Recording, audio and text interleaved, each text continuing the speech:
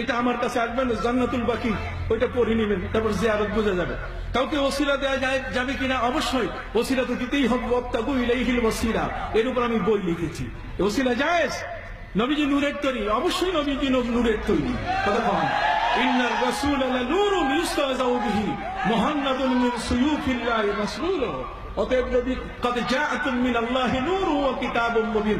অসংখ্য রেফারেন্স দিয়েছি আমি, সমস্ত মুফাসসিরের সব অভিমতগুলো এনে বলেছি যে এখানে নূর বলতে গেলে মুহাম্মদুর রাসূলুল্লাহ সাল্লাল্লাহু আলাইহি ওয়াসাল্লামকে বোঝানো হয়েছে। নবীজি হাজির নাজির কিনা? অবশ্যই নবী করিম সাল্লাল্লাহু আলাইহি ওয়াসাল্লাম তার অবস্থানে, সূর্য যেমন আকাশে আছে, আমি যেখানেই থাকি না কেন সূর্যকে দেখি কিনা? নবীজি ঠিক এরকম আমার জন্য। সুবহানাল্লাহ। ঠিক এমনি করে নবী গায়েব জানেন কিনা? অবশ্যই গায়েব জানেন তিনি।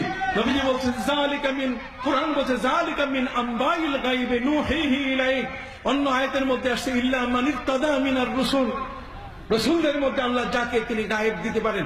বিশ্ব নবীর সম্পর্কে সেই দিন তারা বলছিল ওয়া ফিনা নাবিয়্যুন ইয়ালামু মা ফি গাদিন। আমাদের মধ্যে এমন এক নবী আছেন যিনি আগামী দিনের খবর দিতে পারেন।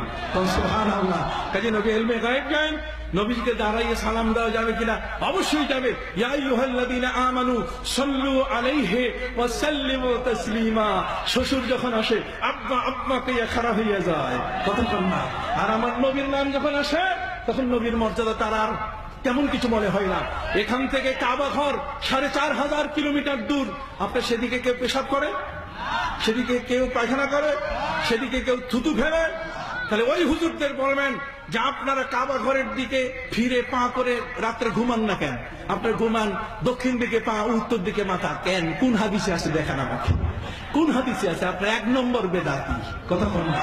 আপনি যে রাত্রে ঘুমাইতেছেন, রাত্রে ঘুমাইতে গিয়ে মাথাটা রাখতেছেন উত্তর পাশে আর পা গুলো রাখতেছেন কি দক্ষিণ পাশে। কাবার দিকে ফিরেন না কেন? কোন কিতাবে আছে? কম কিতাবে তো আছে যাতাইতুমুল গায়াতা ফালা তাস্তাকবিলুল কিবলাতা ওয়ালা তাস্তাদবিরুহা ওয়ালাকিন শাররিকু আও গাররিকু। সেদিকে ফিরে পেশাব পায়খানা করা যাবে না।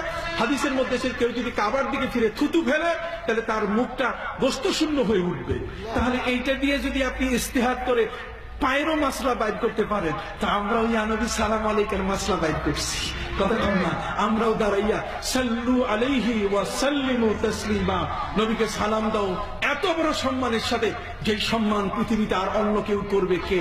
আমাদের চেয়ে নবীর আপন আর কে আছে? কতক্ষণ আমরা উম্মত, আমাদের চেয়ে নবীর আপন কে আছে?